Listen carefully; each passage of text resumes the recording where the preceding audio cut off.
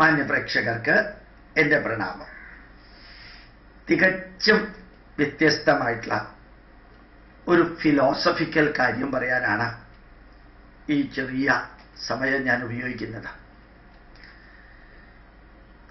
നമ്മുടെ മാതാപിതാക്കളും അവരുടെ മാതാപിതാക്കളൊക്കെ കേരളത്തിൽ ജീവിച്ചിരുന്നപ്പോൾ ഞാനിതിൻ്റെ പ്രഭാഷണങ്ങളിലും പറഞ്ഞിട്ടുണ്ട്, യൂട്യൂബിലും പറഞ്ഞിട്ടുണ്ട്. അവരനുഭവിച്ച ദുഃഖങ്ങൾ നിങ്ങൾ ഒരു 10-15 മിനിറ്റ് കണ്ണടച്ച് ഒറ്റയ്ക്കിരുന്ന് ഒന്ന് ചിന്തിക്കണം. 5, 6, 7, 8 കുട്ടികളുള്ള വീട്ടിൽ മണ്ണെണ്ണ വിളക്കിൻ്റെ പ്രകാശത്തിൽ കിണറ്റിൽ നിന്ന് ബക്കറ്റിലും വേനൽക്കാലത്തും മഴക്കാലത്തും വെള്ളം കോരി പച്ച വിറക് ഉണക്കി മിഥുനം കർക്കിടക മാസത്തിൽ പച്ചയ്ക്ക് കത്തിച്ച് അങ്ങനെ തുടങ്ങി അനുഭവിച്ച അവരുടെ ദുഃഖങ്ങൾ, അത് അത്രയും ഞാൻ പറയുന്നുള്ളൂ. ബാക്കി നിങ്ങൾക്ക് ഊഹിക്കാം. ഇന്ന് നമ്മൾ എവിടെ നിൽക്കുന്നു? ഗ്യാസ്, ടെലിഫോൺ, ഇൻ്റർനെറ്റ്, ഇമെയിൽ സംവിധാനം, വാട്സപ്പ് സംവിധാനം, മൊബൈൽ ഫോൺ, നമുക്ക് യാത്രയ്ക്കുള്ള വാഹനങ്ങൾ, നല്ല ജോലി, പെൻഷൻ, ഇൻഷുറൻസ്, എല്ലാം, റെയിൽവേ ടിക്കറ്റ് ആയാലും എയർ ടിക്കറ്റ് ആയാലും ഓണത്തിന് ആവശ്യമായിട്ടുള്ള ഭക്ഷണമായാലും ഈവൻ്റ് മാനേജേഴ്സ് ആയാലും റോഡുകളുടെ അവസ്ഥയായാലും വാഹനങ്ങളുടെ എല്ലാം ഇന്ന് ലഭിക്കുന്നത് ചിന്തിച്ചു നോക്കാം. സ്കൂളുകൾ, കോളേജുകൾ, പഠിക്കാനുള്ള അവസരങ്ങൾ, എഡ്യൂക്കേഷൻ ലോൺ, എല്ലാം ഓരോന്ന് ചിന്തിച്ചു നോക്കാം. ഒരു കാര്യം നിങ്ങൾക്ക് മനസ്സിലാവും. 1-2 കുട്ടികൾ മാത്രമല്ല നമ്മൾ എല്ലാ സൗകര്യത്തോടു കൂടി ജീവിക്കുമ്പോൾ പണ്ടുള്ളവരനുഭവിച്ചിരുന്ന വേദന, അതിൻ്റെ 100% വേദന ഇന്ന് നമ്മൾ അനുഭവിക്കുന്നില്ല. വെറുതെ തത്വശാസ്ത്രപരമായിട്ടൊന്ന് ചിന്തിച്ചു നോക്കാം.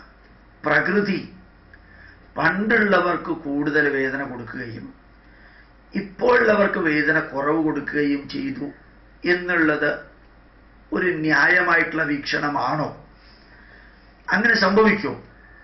ചിലർക്ക് ഞാൻ അവരുടെ പൂർവജന്മ കർമ്മവും പൂർവജന്മ സുഹൃതവും പൂർവജന്മ ദുഷ്കൃതവും എടുക്കുന്നില്ല, അത് പിന്നീട് എന്തെങ്കിലും പറയാം.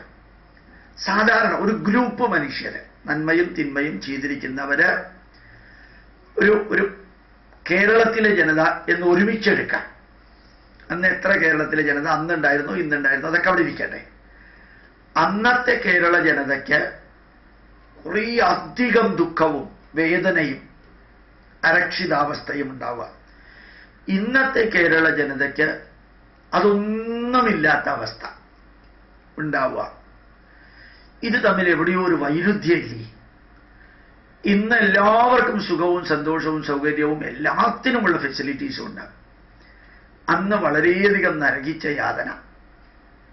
അപ്പോ ഇത് കോമ്പൻസേറ്റ് ചെയ്യാൻ പണ്ടുള്ളവർ 50 കിലോ ദുഃഖം അനുഭവിച്ചിരുന്നു, ഇന്നുള്ളവർ 10 കിലോ ദുഃഖമാണ് അനുഭവിക്കുന്നത്. അപ്പൊ ബാക്കി 40 കിലോ അതെവിടെ പോയി? ഒന്നുകൂടി പറയാം. പണ്ടുള്ളവര് 50 കിലോഗ്രാം, അങ്ങനെ ഒരു യൂണിറ്റ് പറയാൻ പാടില്ലാത്തതാണ്. ദുഃഖത്തിന് കിലോഗ്രാം എന്നും പറയാൻ പാടില്ല. ഞാൻ വെറുതെ ഉപയോഗിച്ചു, യൂണിറ്റ് എന്ന് ഉപയോഗിച്ചത് മാത്രമേ ഉള്ളൂ. പണ്ടുള്ളവർ 50 യൂണിറ്റ് ദുഃഖം അനുഭവിച്ചിരുന്നു, ഇന്നുള്ളവര് 10 യൂണിറ്റ് ദുഃഖമേ അനുഭവിക്കുന്നുള്ളൂ. ബാക്കി 40 യൂണിറ്റ് ദുഃഖം അനുഭവിക്കാൻ എന്താ ചെയ്യുക? അപ്പോഴാണ് നിങ്ങൾക്ക് മനസ്സിലാക്കാൻ സാധിക്കുക, ഇത്രയും അധികം രോഗങ്ങൾ, ഇത്രയും അധികം മരുന്നുകൾ, ഇത്രയും അധികം മാനസിക പ്രശ്നങ്ങൾ, ഇത്രയും അധികം ഭയം, ആശുപത്രിവാസം, ഓപ്പറേഷൻ, പല തരത്തിലുള്ള ക്യാൻസർ, ഹാർട്ട് പ്രോബ്ലം, അതുപോലെ തന്നെ ഈ ഡയാലിസിസ് നടത്തേണ്ടി വരുന്ന കിഡ്നി പ്രോബ്ലം, എല്ലാ തരത്തിലുള്ള പ്രോബ്ലം. അത് പണ്ട് ഉണ്ടായിരുന്നില്ലേ? ഉണ്ടായിരുന്നു. ഇപ്പൊ rate of increase of cancer ഏതാണ്ട് 8% നിന്ന് 18 ഉയർന്നു, 29 ഉയർന്നു, 44 ഉയർന്നു. മിനിഞ്ഞാന്ന് ഞാൻ കേട്ടത് 61%. Rate of increase of cancer 61%. Rate of increase of heart problem ന്യൂയോർക്കിനേക്കാൾ കൂടുതലാണ് കേരളത്തിൽ. അതേപോലെ തന്നെ സ്ട്രോക്ക്, അതുപോലെ കിഡ്നി തകരാറായത്, പലതരത്തിൽ ചിന്തിക്കാൻ പറ്റാത്ത പ്രോബ്ലം. ഒരുപക്ഷെ പണ്ട് ഇതുണ്ടായിരുന്നു, പത്രമാധ്യമങ്ങളിലൂടെ വരാത്തത് കൊണ്ട് നമ്മൾ അറിഞ്ഞില്ല എന്ന് പറയുമായിരിക്കും. പക്ഷെ ഇന്ന് കാണുന്ന വ്യക്തികളോട് ചോദിച്ചു നോക്കും. പണ്ട് കണ്ടിരുന്ന വ്യക്തികളോട് ചോദിക്കുമ്പോൾ മരുന്ന് കഴിക്കുന്നവർ വളരെ കുറച്ചു പേരേ ഉള്ളൂ. ഇന്ന് എല്ലാവരും ഒരു തരത്തിൽ അല്ലെങ്കിൽ മറ്റൊരു തരത്തിൽ മരുന്ന് കഴിക്കുന്നവരാ. ഒരു രോഗവും കൊണ്ട് ഇങ്ങനെ നടക്കുന്ന ശരീരമായിരിക്കുന്നു. മരുന്ന് കഴിക്കാതിരിക്കാൻ നിവൃത്തിയില്ല. നമ്മുടെ ശരീരത്തെ പ്രവർത്തിപ്പിക്കണമെങ്കിൽ ഭക്ഷണത്തെക്കാൾ കൂടുതൽ മരുന്ന് കഴിക്കേണ്ടി വരുന്ന ഒരവസ്ഥ. ആ ഒരവസ്ഥ ഉണ്ടായി. ഇനിയിപ്പോ രോഗമില്ലെങ്കിൽ തന്നെ രോഗമുണ്ടെന്ന ധാരണ തന്നെയാണ് രോഗം. അസുഖമില്ലെങ്കിലും അസുഖമുണ്ടെന്ന് ധരിച്ച് വേദനിച്ചുകൊണ്ട് നടക്കുന്ന ഒരു മനുഷ്യ വിഭാഗം വെസ്റ്റിലെ പോലെ തന്നെയാണ്. അപ്പൊ ഈ 40 യൂണിറ്റ് ദുഃഖം അനുഭവിക്കേണ്ടത് ഒന്നോ രണ്ടോ കുട്ടികൾ സൂപ്പർ ക്വാളിഫിക്കേഷൻ ലഭിക്കുന്ന സ്കൂളുകളിലും കോളേജുകളിലും അയച്ച് അങ്ങനെയുള്ള പ്രശ്നങ്ങളില്ല, വീടുണ്ടാക്കാനുള്ള പ്രശ്നങ്ങളില്ല, വാഹനത്തിന്റെ പ്രശ്നങ്ങളില്ല, ഭക്ഷണത്തിന്റെ പ്രശ്നങ്ങളില്ല.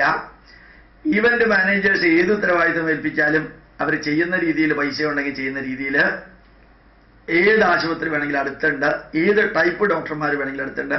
ഇങ്ങനെ എല്ലാ സൗകര്യങ്ങളും കിട്ടുമ്പോൾ ഈ 40 യൂണിറ്റ് ദുഃഖം അനുഭവിക്കാൻ നമുക്ക് വിട്ടിരിക്കുന്നതാണ് ഒരു പക്ഷേ ഇത്രയും അധികം രോഗങ്ങൾ എന്ന് അറിയാതെയെങ്കിലും പറയാതിരിക്കാൻ സാധിക്കില്ല.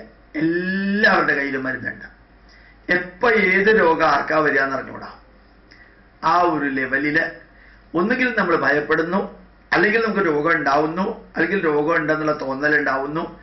ആ രോഗം ഉണ്ടെന്നുള്ള തോന്നലിലൂടെ നമ്മൾ ടെൻഷനോട് കൂടി ജീവിക്കുന്നു. ഞാൻ ഈ ലോകത്ത് നിന്ന് മരിച്ചു പോയാലോ പെട്ടെന്ന് എന്ന് ചിന്തിക്കുന്ന ലെവല്. പണ്ട് മരണത്തെക്കുറിച്ച് ഇടയ്ക്കിടയ്ക്ക് ചിന്തിക്കാൻ പട്ടി ഓരിയിടലും കാലം കോഴി കൂവലും കാക്ക കുളിക്കലും ഒക്കെ ചെയ്താൽ, കാക്ക കുളിച്ചാൽ ഉടനെ മരണം, കാലം കോഴിയുടെ ശബ്ദം കേട്ടാൽ മരണം ഉണ്ടാവും, അല്ലെങ്കിൽ പട്ടി ഓരിയിട്ടാൽ യമധർമ്മരാജാവ് വരുന്നു എന്നൊക്കെ പറഞ്ഞ് നമ്മളെ മരണത്തെക്കുറിച്ച് ഓർമ്മിപ്പിക്കുന്നുണ്ടായിരുന്നു. ഇന്ന് മരണത്തെക്കുറിച്ച് ഓർമ്മിപ്പിക്കാൻ ഇതുമാതിരിയുള്ള ധാരണകൾ പോലും ഇല്ല. അപ്പൊ രോഗം, ആശുപത്രി, മരുന്ന്, ഇതൊക്കെ ജീവിതത്തിന് ഒരു അന്ത്യം ഉണ്ടെന്ന് ഓർമ്മിപ്പിക്കാനും ഈ 40 യൂണിറ്റ് 50, 10, 40 എന്ന ആ നേരത്തെ പറഞ്ഞ വരി ഒന്നുകൂടി ആവർത്തിച്ച് ആ 40 യൂണിറ്റ് ദുഃഖം നിങ്ങൾ അനുഭവിച്ചേ തീരൂ എന്ന് നിങ്ങളെ ഓർമ്മപ്പെടുത്തി. ആ 40 യൂണിറ്റ് ദുഃഖത്തിന്റെ അളവ് കുറയ്ക്കണമെങ്കിൽ മറ്റുള്ളവരെ സഹായിക്കാൻ, മറ്റുള്ളവരുടെ വേദന, മറ്റുള്ളവരുടെ ദുഃഖം, മറ്റുള്ളവരുടെ രോഗം, മറ്റുള്ളവരുടെ വിശപ്പ്, മറ്റുള്ളവരുടെ അനാഥത്വം, അതിനൊരു താങ്ങായിട്ട് നിങ്ങൾ നിൽക്കുകയാണെങ്കിൽ ഒത്തിരി ദുഃഖം നിങ്ങൾക്ക് കുറയും എന്നെനിക്ക് തോന്നുന്നു. പ്രണാമം, നമസ്കാരം.